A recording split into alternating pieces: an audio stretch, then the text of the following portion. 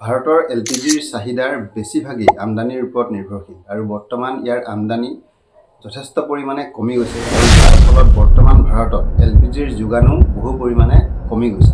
ইয়াৰ মূল কাৰণ হ'ল ইৰাণৰ ওপৰত ইজৰাইল আৰু আমেৰিকাৰ আক্ৰমণ। এই আক্ৰমণৰ ফলত ইৰাণ আৰু আৰৱ ওমানৰ মাজত থকা যিটো সাগৰীয় পথ, সাগৰীয় যিটো জলপথ, যাক আমি হৰমুজ প্ৰণালী বুলি কওঁ, সেই হৰমুজ প্ৰণালীটো একেবাৰে প্ৰায় বন্ধ হৈ পৰিছে। প্ৰথমে আমি এই যিটো হৰমুজ প্ৰণালী, যিটো জলপথ, তাৰ বিষয়ে আমি জানিব লাগিব। এই জলপথটোৰ উত্তৰে আছে ইৰাণ আৰু দক্ষিণে আছে সংযুক্ত আৰৱ অৰ্থাৎ UAE আৰু ওমান।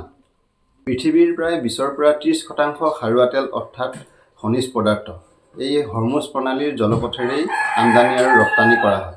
ভাৰতেও এই হৰমুজ প্ৰণালীৰ জলপথেৰেই খাৰুৱা তেল অথবা পেট্ৰলিয়াম গেছসমূহ আমদানি কৰে। বৰ্তমান যিহেতু এই হৰমুজ প্ৰণালীটো, এই জলপথটো বন্ধ হৈ আছে, ইৰাণে যিহেতু বন্ধ কৰি ৰাখিছে, গতিকে এই খাৰুৱা তেল হওক বা পেট্ৰলিয়াম গেছ হওক, ইয়াৰ আমদানিটো বন্ধ হৈ পৰিছে। আমাৰ ভাৰত চৰকাৰে ভাৰতত যাতে ইন্ধন গেছৰ নাটনি নহয় তাৰ কাৰণে যথেষ্ট পৰিমাণে প্ৰচেষ্টা হাতত লৈছে। বিভিন্ন দেশ যেনে আমেৰিকা, নৰৱে, কানাডা, আলজেৰিয়া আৰু ৰাছিয়াৰ দৰে দেশৰ লগত আলোচনা কৰিছে যাতে এই দেশসমূহৰ পৰা ইন্ধন গেছ, পেট্ৰলিয়াম আদি আমদানি কৰিব পাৰে। জানিব পৰা মতে ভাৰত চৰকাৰে ইৰাণ চৰকাৰৰ সৈতে আলোচনা কৰি আছে যাতে ভাৰতীয় জাহাজসমূহৰ বাবে এটা নিৰাপদ জলপথৰ ব্যৱস্থা কৰিব পাৰে।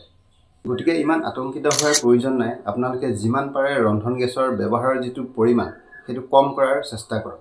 ভিডিঅ'টো ভাল লাগিলে এটা লাইক কৰিব আৰু যিসকল লোক এই বিষয়টোক লৈ বহুত বেছি আতংকিত হৈ আছে তেওঁলোকলৈ এই ভিডিঅ'টো শ্বেয়াৰ কৰি দিব। ধন্যবাদ।